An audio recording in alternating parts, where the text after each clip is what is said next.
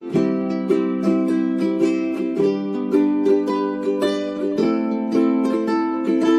is the After Party, live with Kim McAllister. Pick a couch, grab a drink, and settle into the conversation.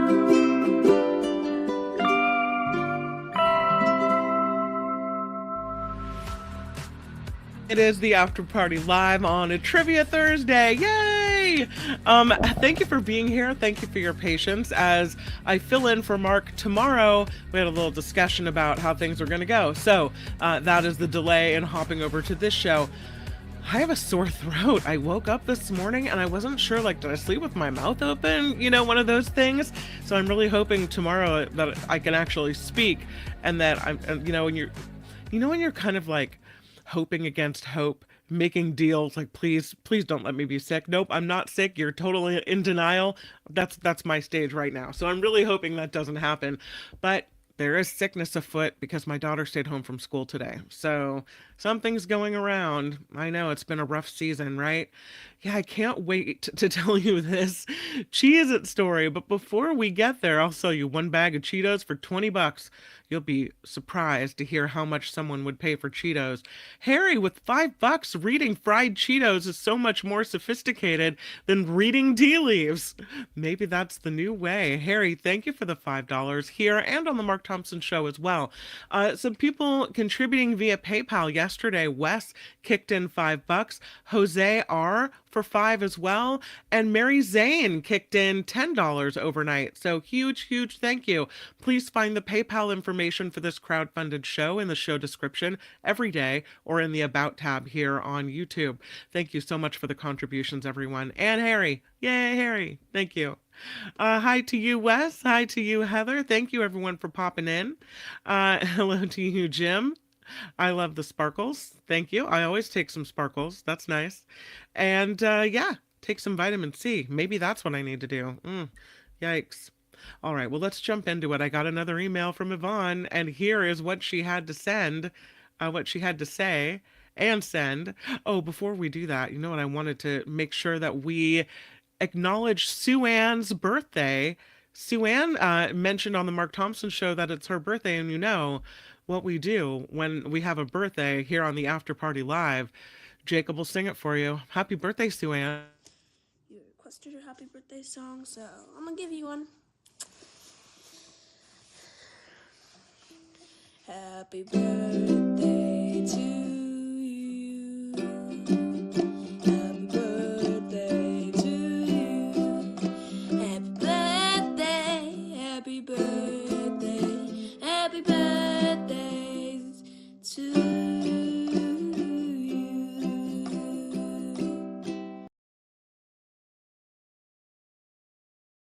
So cute.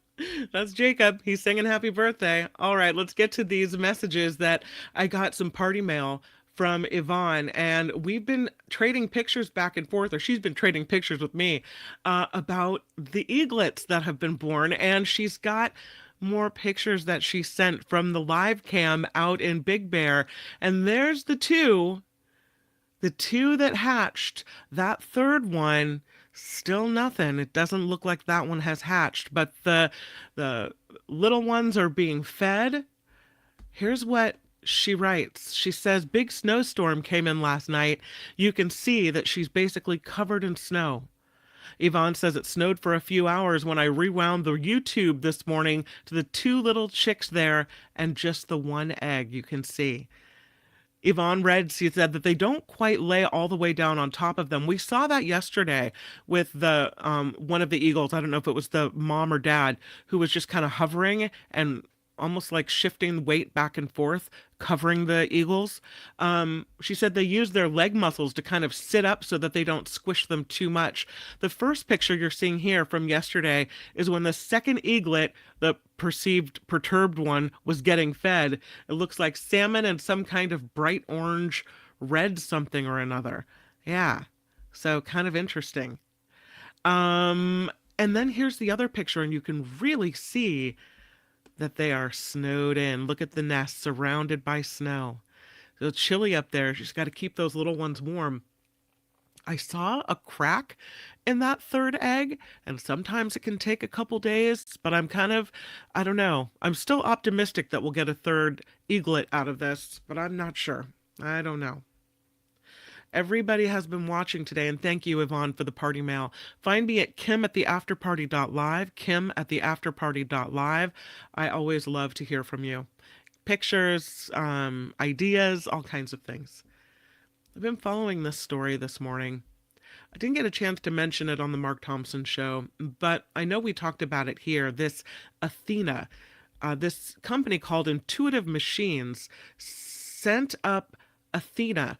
Athena is about the size of a dishwasher, and it's this kind of contraption that Intuitive Machines developed to explore the moon's south polar region. They had this week-long mission planned to look for a potential water ice below the lunar surface. And so today, they made a landing on the moon, but we don't know exactly how it went. We don't know. Let me see the latest, because they touched down, but they weren't sure. So the latest is that officials with Intuitive Machines say the company's lunar lander Athena is not standing completely upright. The CEO held a news conference today. They say they don't believe this unmanned lander is in the correct attitude, that's what they said, on the surface. He said they don't know the exact location of Athena, but that it's charging on the moon's surface and that they are able to communicate with it. This is their second attempt to get a robot lander on the moon. Another company, Odysseus, reached the moon this is their first one. Odysseus reached the moon February of 2024, but it tipped over shortly after touchdown. So this is the second one. Didn't quite go as planned. And I don't know if that's correctable or what happens now. Yeah. Or what the longevity is, how long it can charge. I know that there are some manned missions. Will they be in the same area? Can they tip it up right? I mean, I don't know how this works, or if it's just a wasted trip. Yeah, that's the latest with Athena, unfortunately. Let's get to this Cheeto. Look at that. It's a Cheeto in the form of, a Pokemon character. It's a Pokemon-shaped flamin' hot Cheeto. All right? I guess you have to be a fan of Pokemon to really get it. It's shaped like a Charizard. Charizard is, I guess, a character from the Pokemon anime universe. Well, someone said, hey, look at this Cheeto. Doesn't it look like a Charizard? I'm going to take it to an auction house and see how much I can get for it. And the Golden Auction House said, why not? They said this oddly shaped snack, dubbed the Cheetozard instead of Charizard, opened bidding at $250 last month and was sold to an unnamed bidder for $72,000 plus a buyer's premium for a total of $87,840. Go ahead and just call it 88 grand. Somebody bought this Cheeto for $88,000. No joke. 3 inches long. It is affixed to a custom Cheetozard Pokemon card encased in a transparent box, as you can see here. A cheap little box. The Cheeto was discovered and preserved by sports memorabilia company First and Goal Collectibles sometime between 2018 and 2022. Which is another one of these things where you see like French fries from some fast food companies can stand the test of time, which you wonder, should we be eating something that still looks normal after all this time? This Cheeto was found between 2018 and 2022. It's 2025. We really want to be eating those Cheetos. The images of this snack went viral on social media in 2024. And so, yeah, it's been sold. The Cheetozard, nearly $88,000. $88,000. How much is too much? Somebody has some serious money to waste. I'm telling you. Tammy says, wow, I think I need to look at my Cheetos more carefully. Jennifer says our 4-bedroom house was $40K and $60s dollars. Yeah. Pedos. Ugh. Gross. B.A. Ware says it's a weak-looking dragon. I think the Jesus toast is more accurate, although that's woke these days. You're right. The Cheetos, the Jesus toast is more accurate. It actually looks like Jesus. I mean, this one, meh. $88,000? Probably, the last time we saw something go for so much money was that banana taped to a wall. Remember that one? And it was some tech bro that bought it for this outrageous sum and then ate it. It's kind of a publicity stunt. Like, I have the money, I can throw it away and eat it if I want to. Yeah, it looks like a dragon. Sandy says, for Christ's sake, just eat the damn thing. Why is it in a case? To protect it, now that it's worth $88,000, Sea Dog. Oh, a Pokemon thing. Yeah, Pokemon thing. Right? Oh, Karen says the third egg is hatching. Finally. Yay. Maybe tomorrow I will be able to show you all 3 little chicks in the nest. That'd be cool. Heather says I can think of a squillion other things I'd spend 88K on. That Cheeto Dragon Cheetozard is not one of them. Lord. I mean, come on. Only in America. And that, says Mindy, may suggest how stupid we are. Well, we don't know. I mean, maybe it was a buyer from another country that plopped down that much cash, right? If I spent $88,000 on a Cheetozard, I wouldn't want my name publicized. We may never know. Gordon says it must have gone bad already. It's a Cheeto. That's processed food with, enough preservatives to probably last forever. John says tape it to the wall and it'll be worth millions. Oh no. Cheeto pet. Absolutely. Be Aware says that third chick hatched 2 hours ago. There's a replay of him coming out of his shell on YouTube. Oh, that is so cool. I love it. All right. Well, I mean, in the middle of the show, it'll be hard for me to look for it, but I'll try. Waiting for the mega evolved Charizard. Now we know why that guy won. Was that the Carlin bit about the plaster of Paris dog crap? Oh, I don't know the reference. Interesting. Bad money exchange conversion? Oh, it's on YouTube. Yeah. All right, cool. If we don't see it today, we'll see it tomorrow for sure. Thank you for that info. Awesome. Let's talk about this spinning object now that we've thoroughly examined our Charizard Cheeto. This, caught by the Webb telescope, is an object free flying through the galaxy. What? Yeah, it's rapidly spinning. It's about 13 times the mass of Jupiter. Astronomers think it could be a rogue planet speeding around the cosmos. Maybe they say it's a failed star called a brown dwarf. There's an instrument on the Webb telescope called the Near Infrared Spectrograph, and it collects light from distant objects and separates them into different wavelengths or colors. Those colors represent different materials, and they've started to reveal now what is in the atmosphere and what the real identity of this rogue object may be. There's a scientist from Boston University who co-authored a new study about it. His name is Philip Muirhead. He said, imagine watching Earth from far away. If you were to look at each color separately, you would see different patterns that tell you something about its surface and atmosphere, even if you couldn't make out the individual features. Blue would increase as oceans rotate into view. Changes in brown and green would tell you something about soil and vegetation. So this one, they've named it SIMP 0136, and they say it spins fast. A full rotation lasts just 2.4 hours, allowing the Webb telescope to capture a full view of light observations in a short amount of time. And what they suggest? An exotic atmosphere with deep clouds composed of iron particles, loftier clouds made of silicate material grains. Silicates are the primary ingredients in the rocks on Earth. What's more, they say large pockets of carbon monoxide and dioxide could be present on SIMP 0136, perhaps forming during chemical reactions.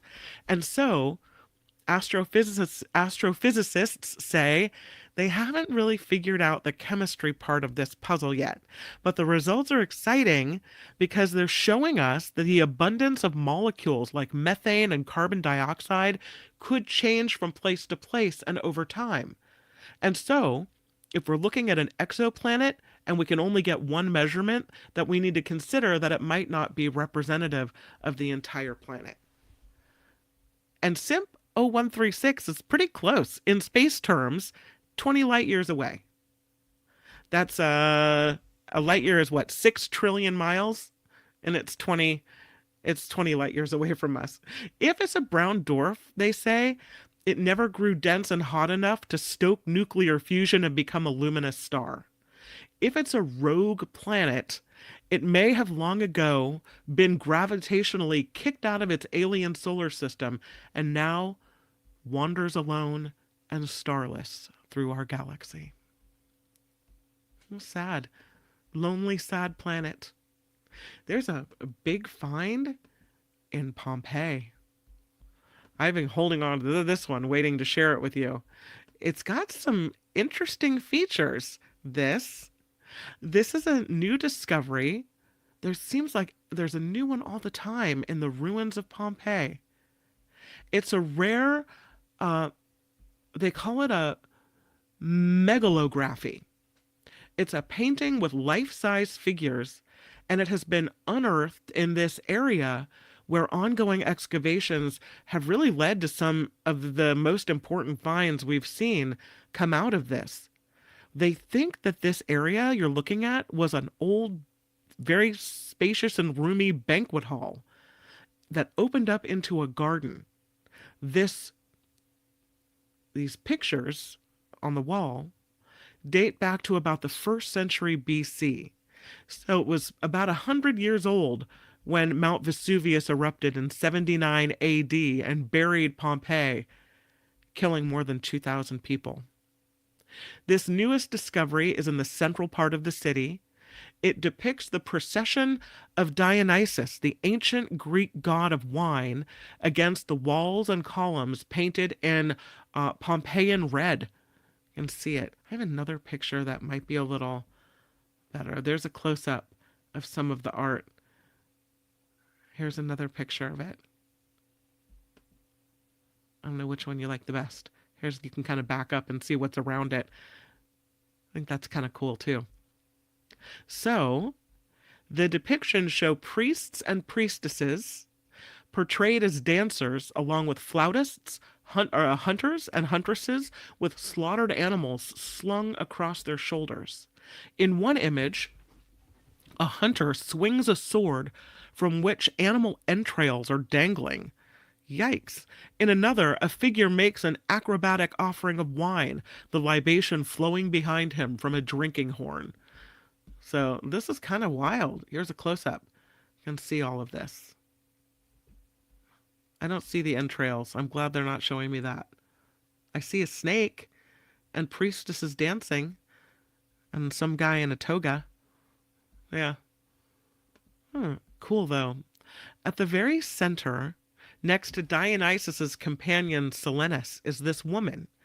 It looks like she's on the brink of being initiated into the mysteries of Dionysus, which is an ancient ritual that uses intoxicants to remove inhibitions. Initiates then become members of the mystery cults.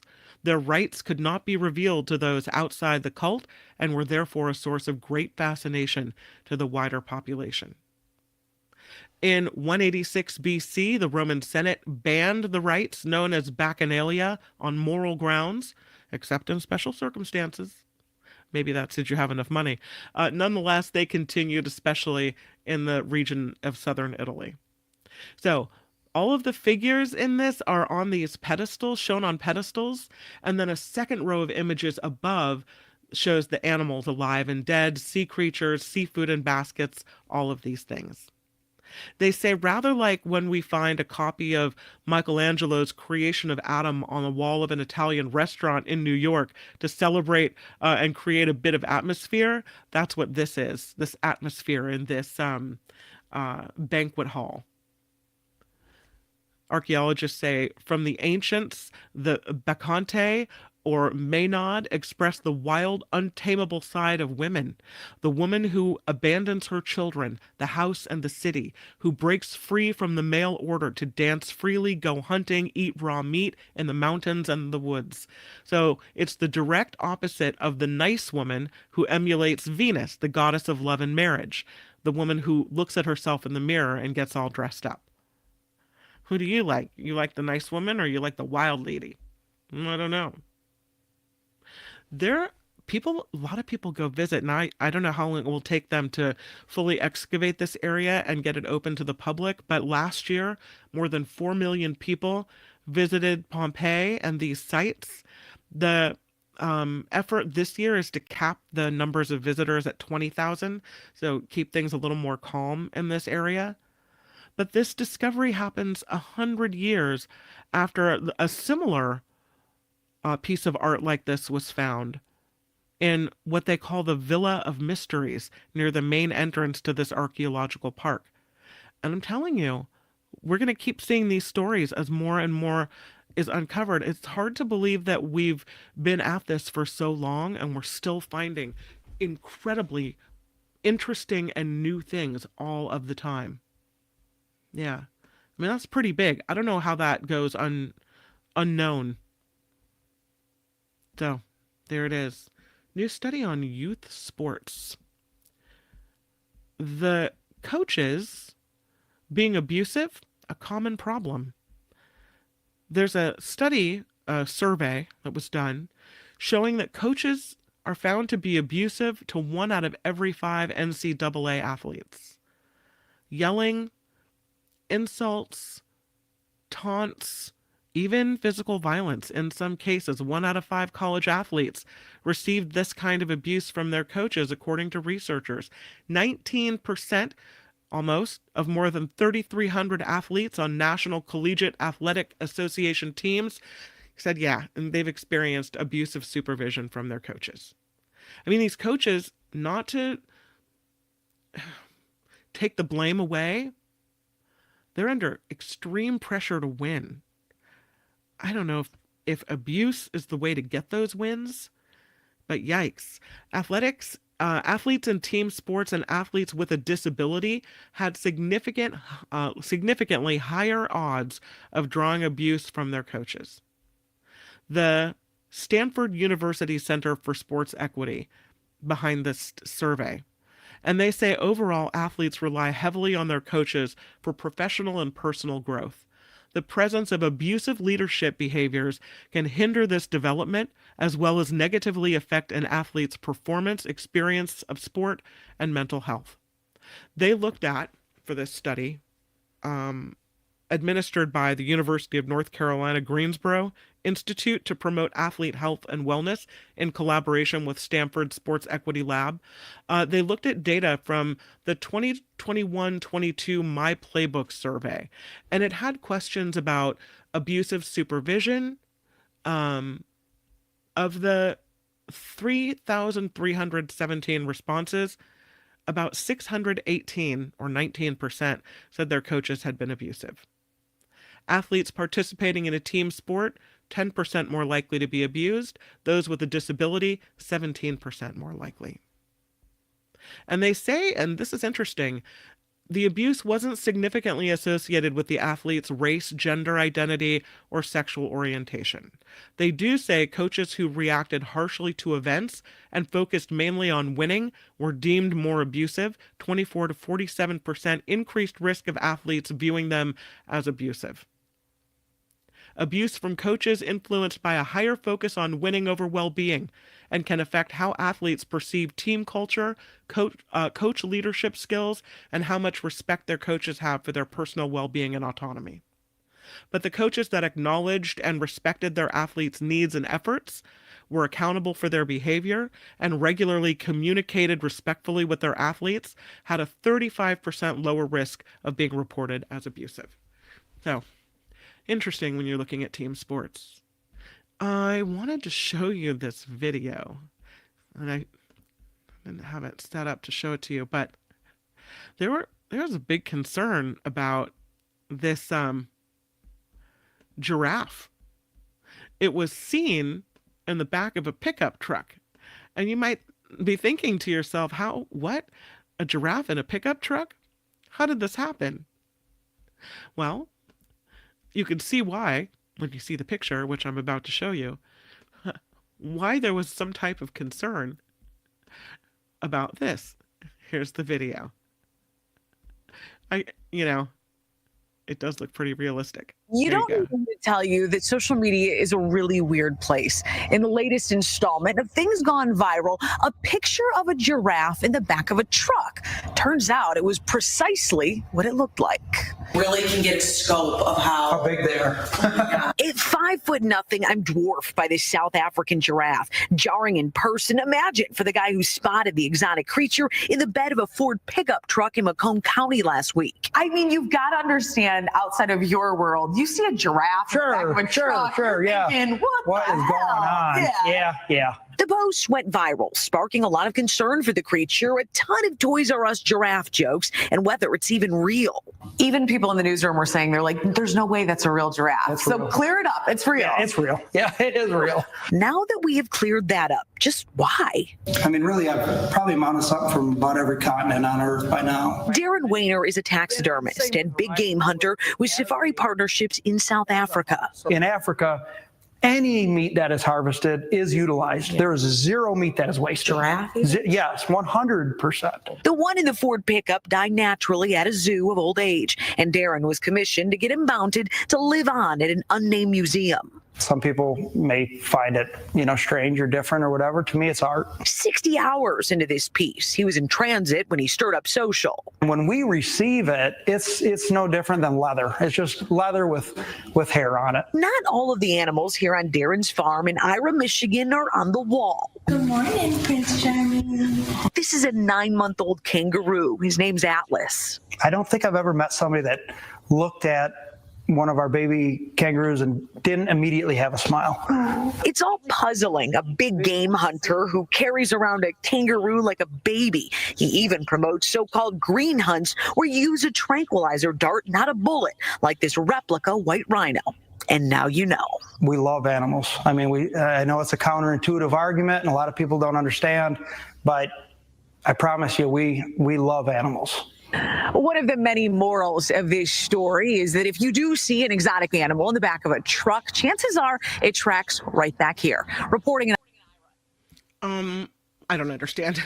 I don't think you can say we love animals and you go hunt them and kill them. But okay, whatever. But I just found that fascinating that there's this animal, there's this giraffe in the back of a truck.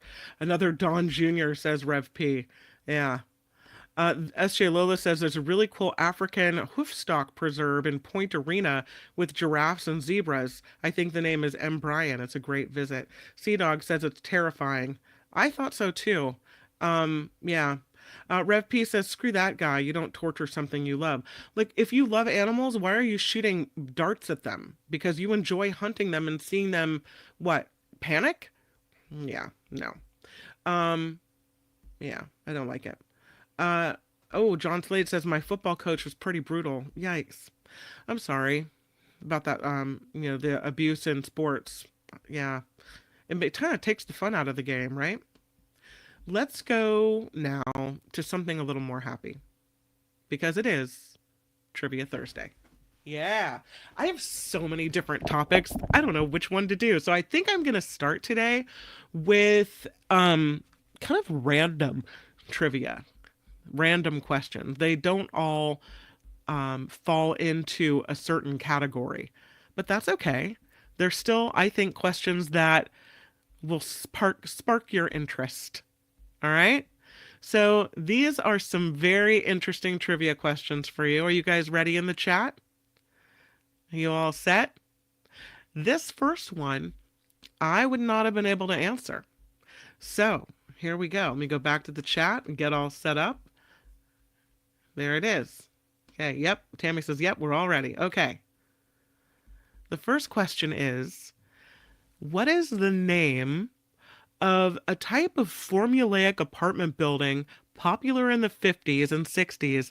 They are boxy 2 or 3 story apartment houses with overhangs to shelter parked cars. It's the name of this apartment building style, popular in the 50s and 60s, a boxy 2 or 3 story apartment house with overhangs to shelter parked cars. You knew it. Oh my goodness. The answer is dingbat. Sandy has it right. It is a dingbat. Yeah. Let's see if anybody else has it. Sandy, look at you go. Yeah, the name of the apartments were dingbats. Yay, Sandy. Awesome. The next one is, this is people who became famous after death. Who was the American author, now famous for grim short stories? At the time of his death in 1849, he didn't make enough money to support himself. An American author, famous for grim short stories, at the time of his death in 1849, never made enough money to support himself. And the answer is, never heard of a dingbat, said John. Poe, yes, John Watson. It is Poe. Edgar Allan Poe.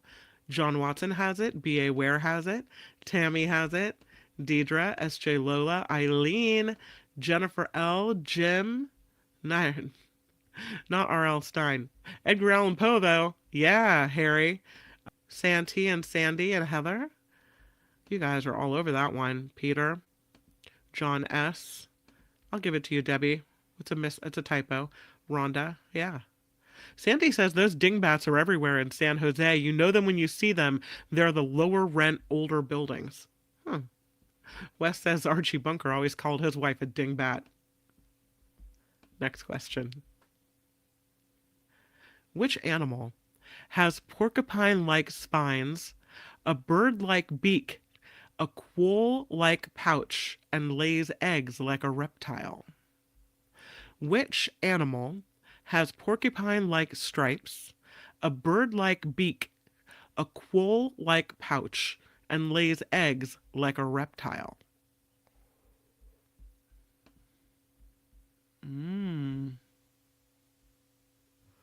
Platypus, hedgehog, platypus. Let's see if there's another name for this creature.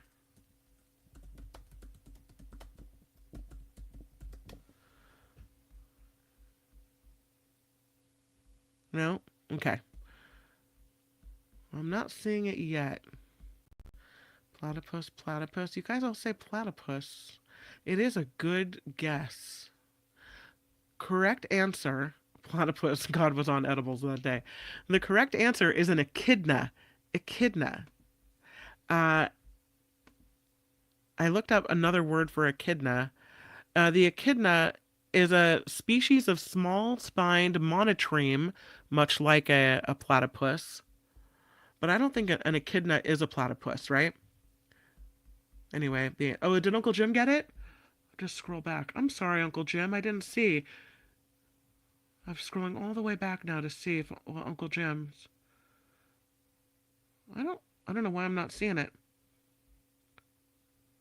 Uncle Jim, there it is. Echidna. He had it.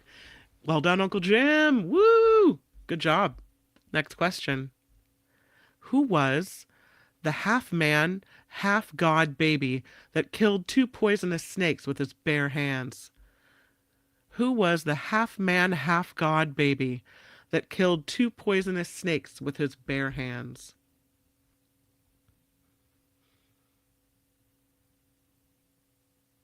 Heather wants us to Google echidnapines. I don't know, Heather. I don't know if I want to see that.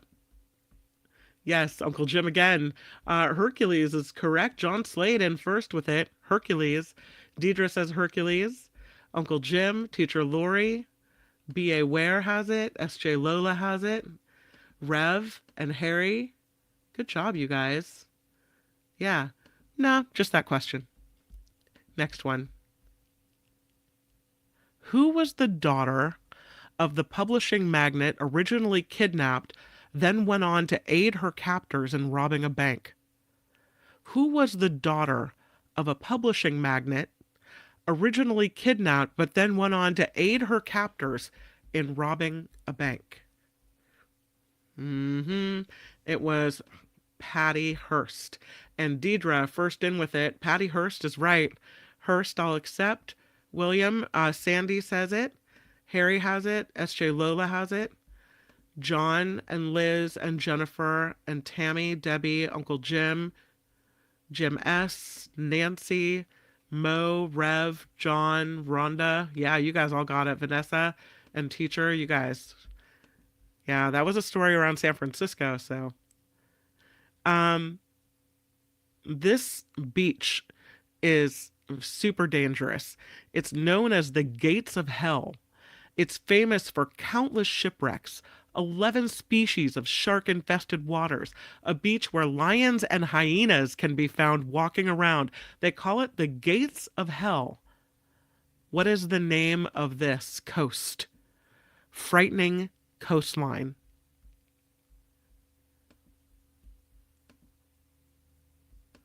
She lived in Hillsborough, talking about Patty. Oh, next to my cousin. It is a Namibian thing. I'll give it to you because I'm really impressed that you knew it was in Namibia. The Barbary Coast, Mar-a-Lago. Yeah, Harry says Skeleton Beach. I'll give it to B.A. Ware and Harry. Together, they get the right answer. It is the Skeleton Coast of Namibia. Yikes.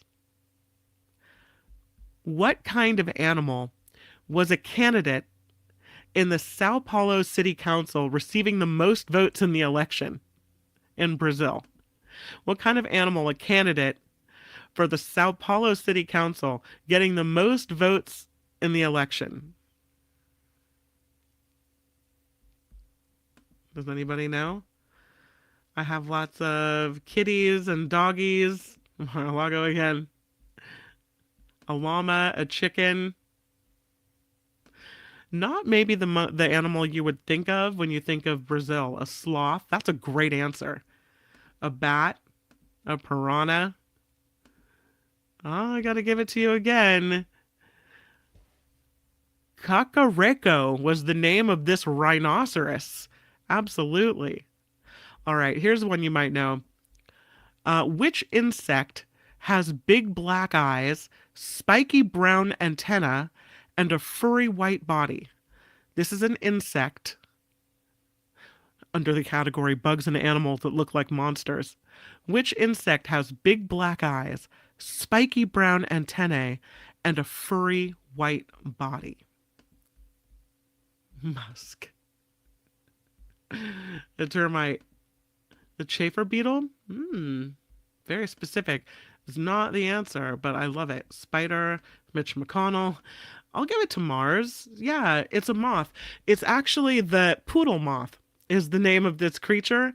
A poodle moth. Now we have to, you know what?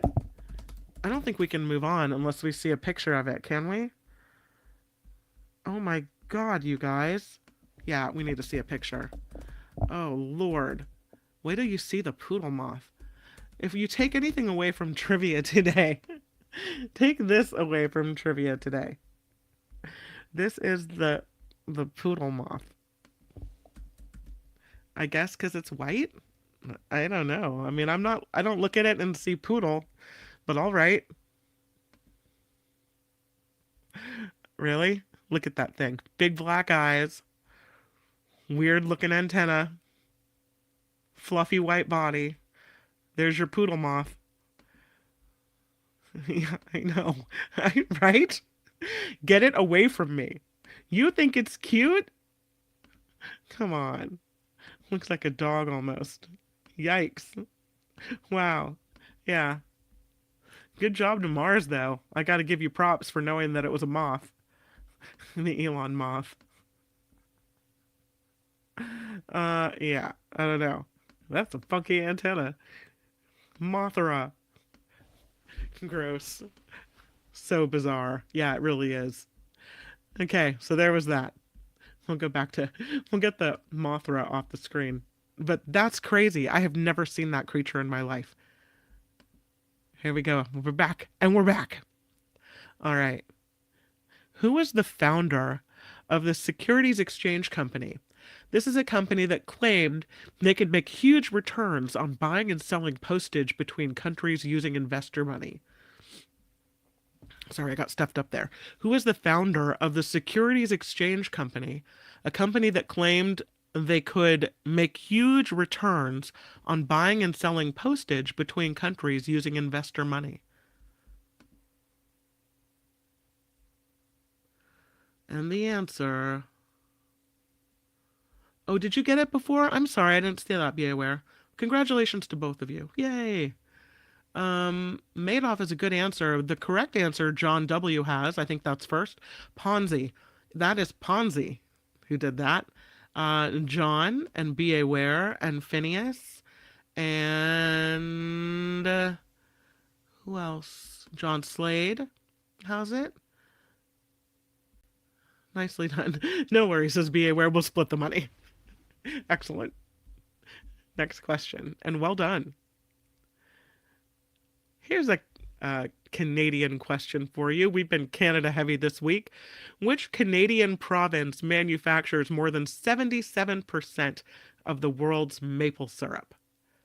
Which Canadian province manufactures more than 77% of the world's maple syrup?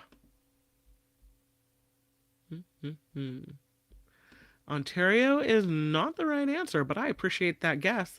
Sandy says Ontario. Josh says Ontario. Jennifer's on a lot of Ontario's coming through. The correct answer is, I think Gordon was first with it. Quebec is correct. Gordon, S.J. Lola, John W. Sea Dog has it as well. William, Quebec. Rhonda has it as well. Nice. Good job. Alex, Quebec. It's not Quebec, it's Quebec, right? I'm saying it right, I think. I don't know. What is the most common danger that campers face while camping? What is the most common danger that campers face?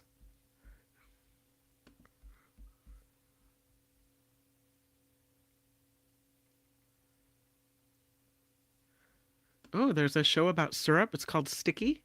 That's cool. Fire.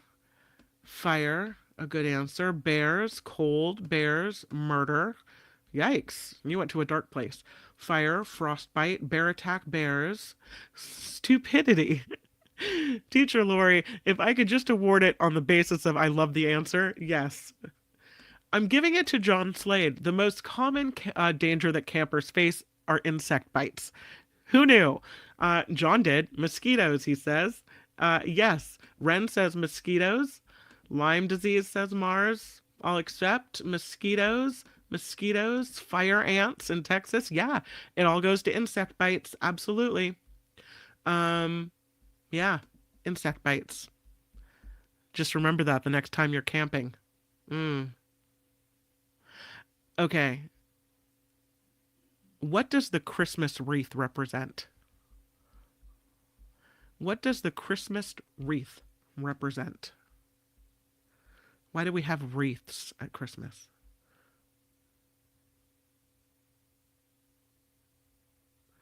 Oh, this is why John got it. He used to live in the woods. Eek. I mean, beautiful and lovely, but be aware, first to the punch, crown of thorns.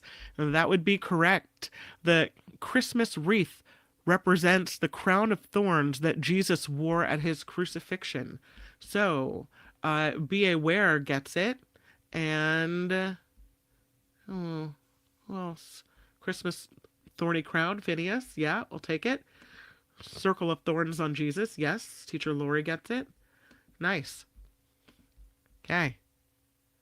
In what year was instant coffee first made? In what year was instant coffee first made? Phineas, and I'm Jewish. Nice. Makes it even a better win. In what year was instant coffee first made? A 55, a 41, a 29, a 52, a 1914, 1940. This is crazy, but go even earlier. I know. 1914, 1939. I'll give you the answer because it's kind of random. 1771. That was the year that instant coffee was first made. Which color have researchers discovered that men and women see differently? Isn't that weird that we see it differently?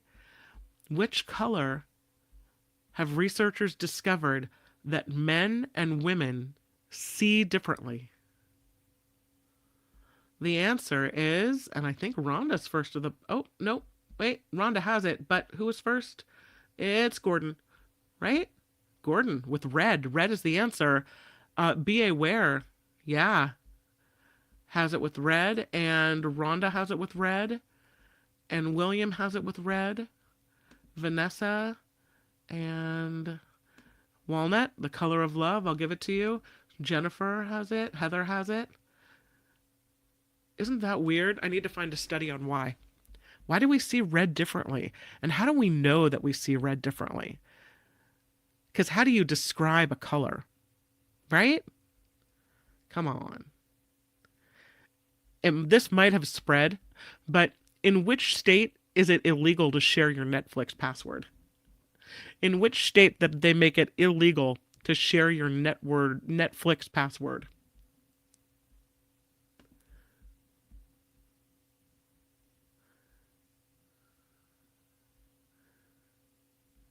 That's what I want to know, Uncle Jim. You know, you're not allowed to ask questions, although I find myself doing the same thing. Someone send me a study if you find it. I'll look it up too. Trans mouse studies, obviously. You mean transgenic mice? Yeah. A lot of Californias. I have a Texas. I have a California, Florida.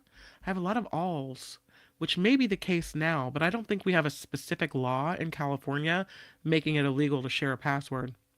Think country music. The answer is Tennessee. In Tennessee, it is illegal to share your Netflix password. What is the name of the island in Brazil infested with the deadliest serpents on planet Earth?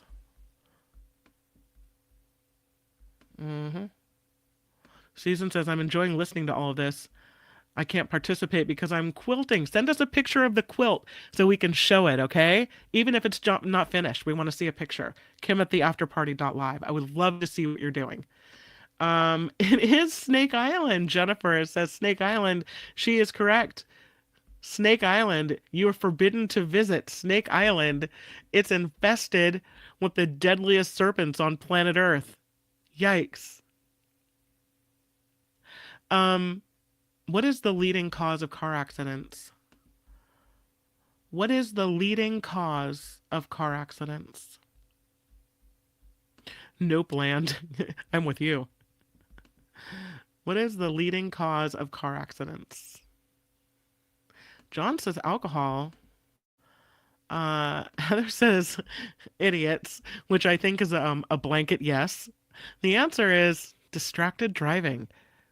Yeah, distracted driving is the leading cause of car accidents. Distracted driving. Put down your cell phone. Idiots qualifies, right?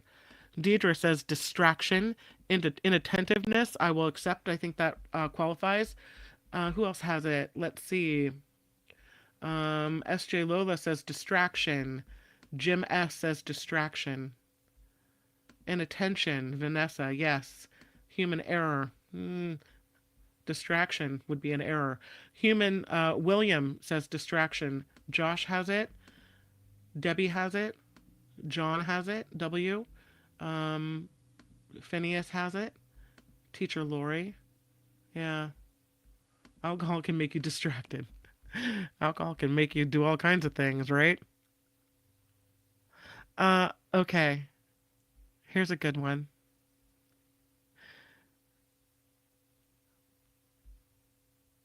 What is the current chain of hotels and motels that was also once a chain of restaurants?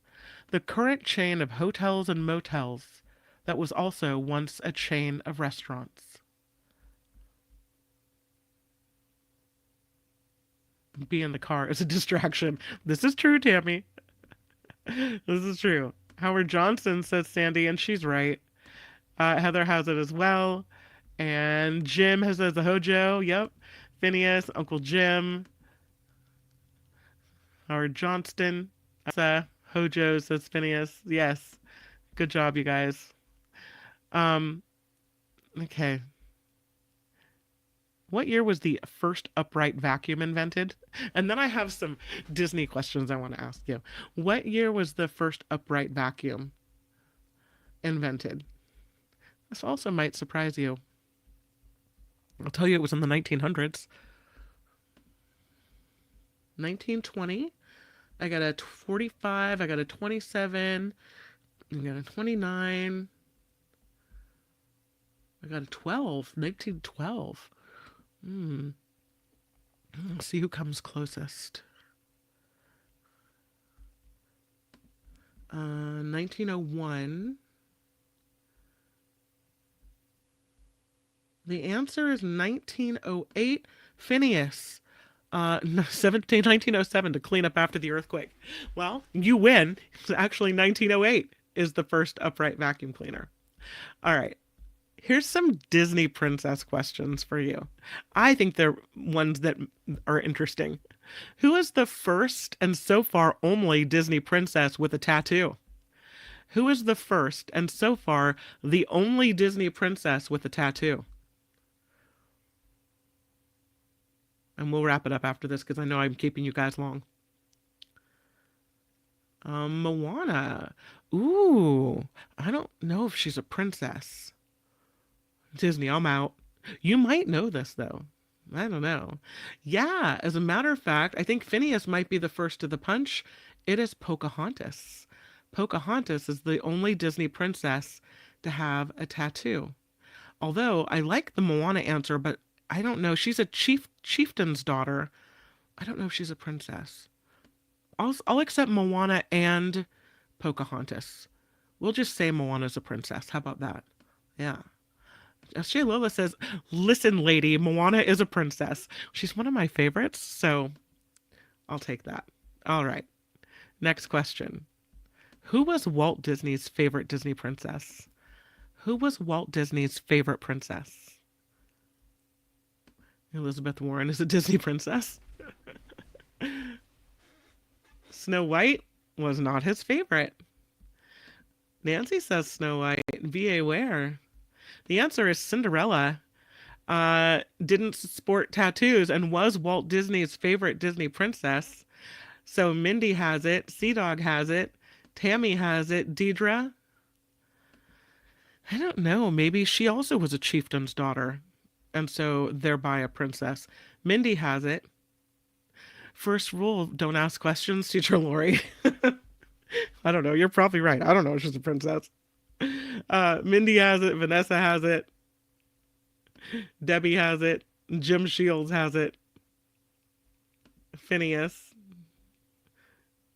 Yeah, she married the prince. Yeah. Princess is a loose term.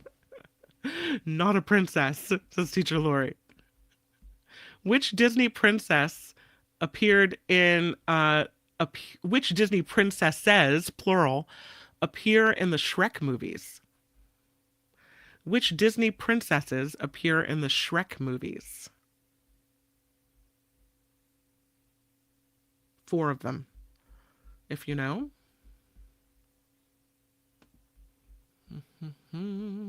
Indigenous tribes do not have princesses, so come on. We're not talking about real life. We're talking about the Disney world, right? Snow White and Cinderella. The answers are... Hold on. The answers are, clicking back and forth from pages, Cinderella, Rapunzel, Sleeping Beauty, and Snow White. Those are the answers. So, I don't know who got you. It looks like most people got some. Snow White, Cinderella, Sleeping Beauty, and yeah. Okay, next question. Who is the first Disney princess to have a child? Who is the first Disney princess to have a child?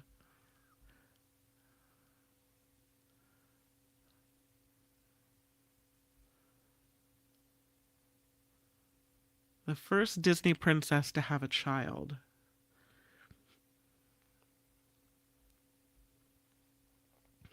Minnie Mouse. I don't think Minnie Mouse ever had a child. Did Sleeping Beauty have a child? I think she did, but not the answer. Nobody knows? The answer is Disney princesses is not a popular category. The answer is Ariel. Ariel is the first Disney princess to have a child. And the last Disney princess question. Which Disney princess was originally intended to be a villain? Which Disney princess was originally intended to be a villain?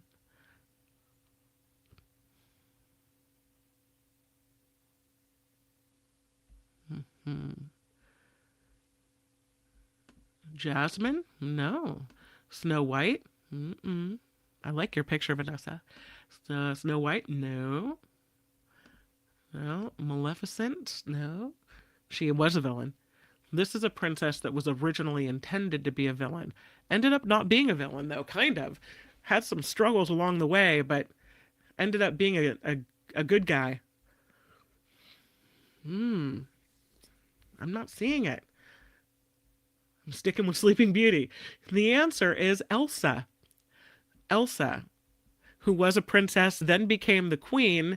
She was originally intended to be a villain, and then she really wasn't. So, all right. And thus ends, on a sour princessy note, Trivia Thursday.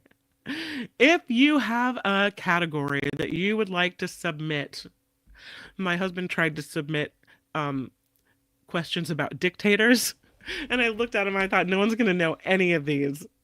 I'll try one. Let's see if you guys would have liked this. Applied to art school. Which dictator applied to art school but was rejected? Which dictator applied to art school but was rejected? Oh my gosh, you did know it. Maybe I should have gone with this. SJ Lola says it was Hitler. You guys all knew this. Look at that. All right, I'll give you one more. Which dictator played baseball? Which dictator played baseball? Also was in the Frozen movie. Which dictator played baseball?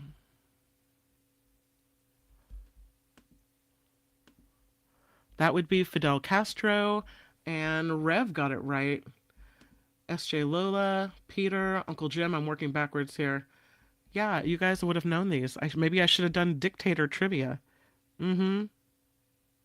Which dictator was known by the title Dear Leader?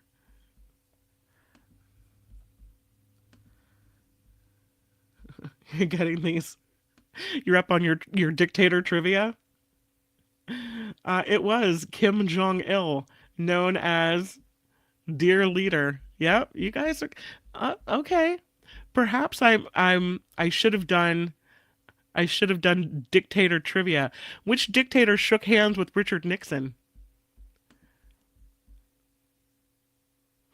Crash course in dictatorships, true. Which dictator shook hands with Nixon? Oh my gosh, you guys know all of these. Okay. All right. I'll do some more dictator trivia next time. SJ says it was Mao. John Watson. Rev. All right. Okay. Next time I'll do some dictator trivia.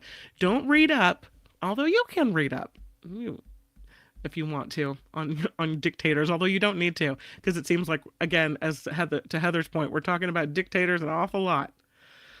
Goodness. That is Trivia Thursday. Thank you for being here. Thank you to Harry for the $5 contribution to this crowdfunded show. Much, much appreciated. Can't tell you how much. And yeah, Cheetos. Can you believe that story? That's crazy.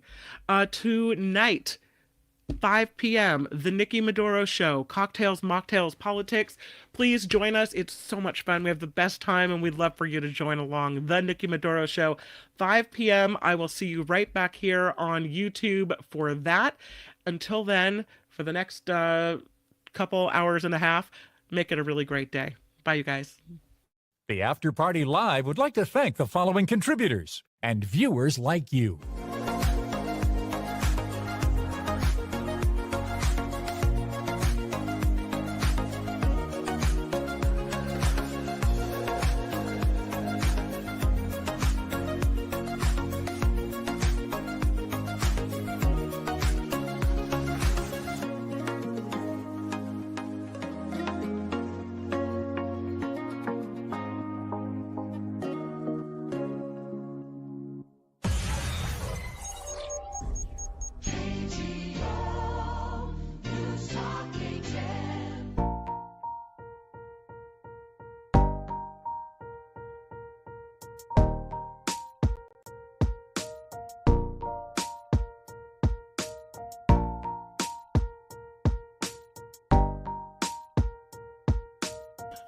Okay, I will.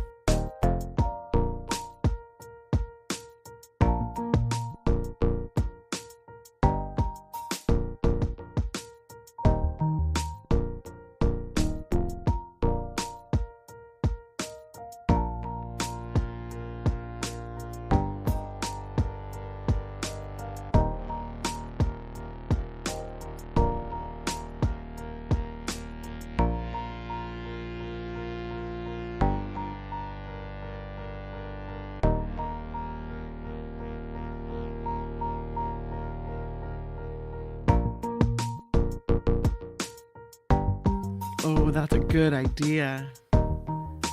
Also, happy birthday, Sue Ann.